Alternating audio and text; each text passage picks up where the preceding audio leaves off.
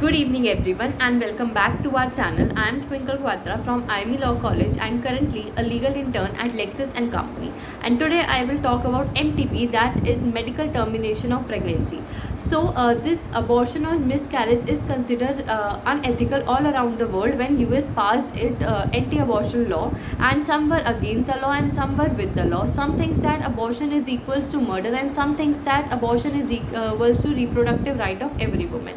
So in India also these two opinions are there, and since India is a religious and secular country, thus some people also think that this abortion is a religious sin. So till 1971 there was only IPC, that is Indian Penal Code, for the punishment given under abortion. But after this the Central Family Planning Board was formed, and they gave the opinion to Ministry of Health that abortion should be legalized, and for this purpose the Shantilal Shah Committee was formed, and by their report the government passed the NTP Act 1971, that is medical termination of pregnancy. So this act was passed because to control the illegal abortion, but this act was found problematic because the women were not given the ultimate right to decide whether they have to keep the child or whether they have to abort the child. It was a state that will decide, and this act was with some decision, or we can say with some conditions, and if that conditions will not be fulfilled, then you will have to face the sections under IPC, that in which the punishment is given, right? And court also found this, that abortion or miscarriage is a fundamental right of every woman, and it is a fundamental liberty protected by the 14th Amendment of the Constitution, and it was found in the case of Roe versus Wade, WADE. So now we will talk about legal provision that are given in IPC. So there are 5 legal sections, that is from section 312 to section 316, and I will talk about 5 sections in this video in detail. So section 3112 says causing miscarriage. So it defines that if someone will cause miscarriage, or either any other person or that woman herself will cause miscarriage, that will be illegal, and she will be under jail for amounting to 3 years and fine, or both. And this miscarriage should not be in good faith of that woman, and also if that woman is in a be in a quick with that child. Quick with the child means that if she can feel the movement of the child in her womb, then if the abortion is done, then the punishment will be exceeded to 7 years, and that accused will also be liable to fine. Next comes section 313, that is causing miscarriage without woman's consent. If someone cause miscarriage without the consent of that woman, then that person will be, and it doesn't matter that either the woman is quick with the child or she is not quick with the child. If the person will cause miscarriage without the consent of the woman, then that person will be in the punishment, that is life imprisonment or imprisonment of either description. That means either description means it could be simple punishment or it could be regressive punishment, and the term is 10 years and shall also be liable to fine. Now section 314, it says death caused by act done with the intent to cause miscarriage. It means that if during the process of miscarriage the woman died, then what will happen? Then that accused will be punishable with imprisonment of either description for a term of 10 years and shall also be liable to fine. And if that act is caused without the consent of the woman, without the, for example, if someone will without consent of the woman will go and abort her child, and the wife or that woman will die, then what will happen? Then the punishment will be of life imprisonment or imprisonment of either description for the term of 10 years and shall also be liable to fine.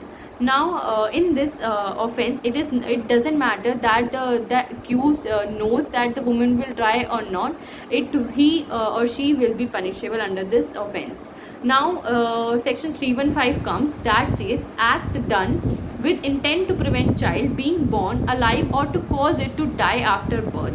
So it is necessary, it should be done before the childbirth, and if someone will prevent that the child should not be born, and if the child is born and someone will someone will with the intention to make him die will do this act or will induce this act, then such marriage miscarriage should not have been caused in a good faith, first point. And the punishment will be of either description for a term of 10 years and fine or both.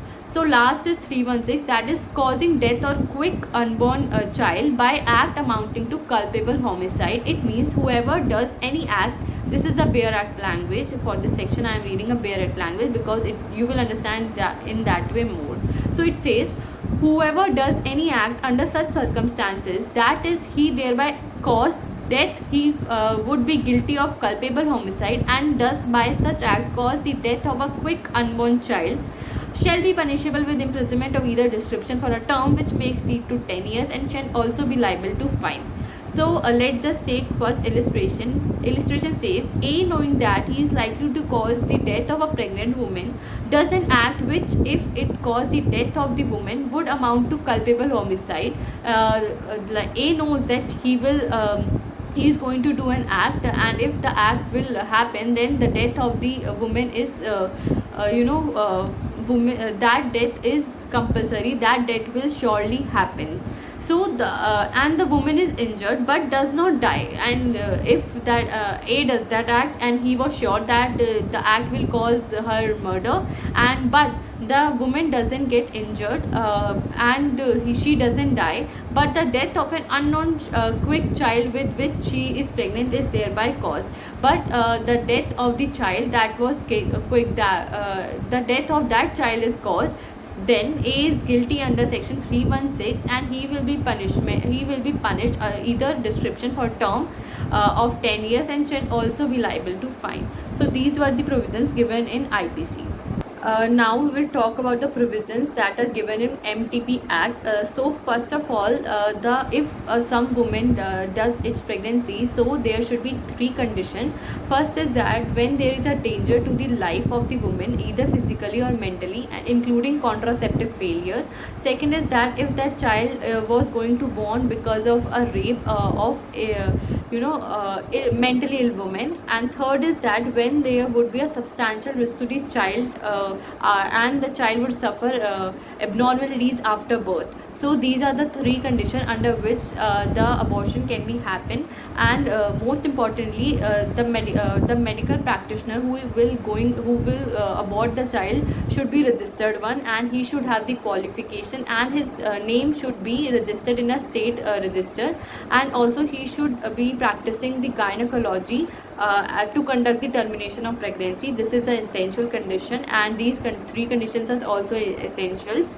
That is, first, if there is a risk to the woman and risk to the child, and third is if that child was going to occur because of rape of mentally ill woman. These three conditions along with the practitioner, and most importantly, the termination can be done after the medical practitioner will say yes to it. Otherwise, the woman's consent or the woman decision, it doesn't matter.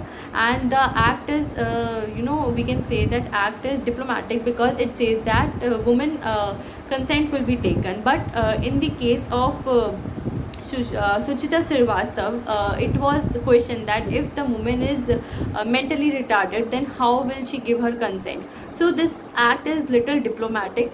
Firstly, they say that the woman consent will be taken, and otherwise they say that the ultimate decision will be of medical practitioner. So how it is possible that you will take the consent of the woman, and if that woman does not want to take, does not want to have the child because of any reason, she can't handle the child, she is suffering from economical problems, she is finding that child a financial burden, and if she is not she is not making, or she is not finding her body healthy for that child, it doesn't matter, the ultimate decision will be of medical practitioner only. But so in this way, this act is little diplomatic. So in India, the right to have a child or not to have a child should be given to women, because it is her life, it is her right to privacy, and she should only decide whether she want to have a child or not. So I would like that you also tell your opinion in the comment section, and what do you think, that right to reproduction should be given to a woman or not? And keep liking, keep sharing, and subscribe to our channel.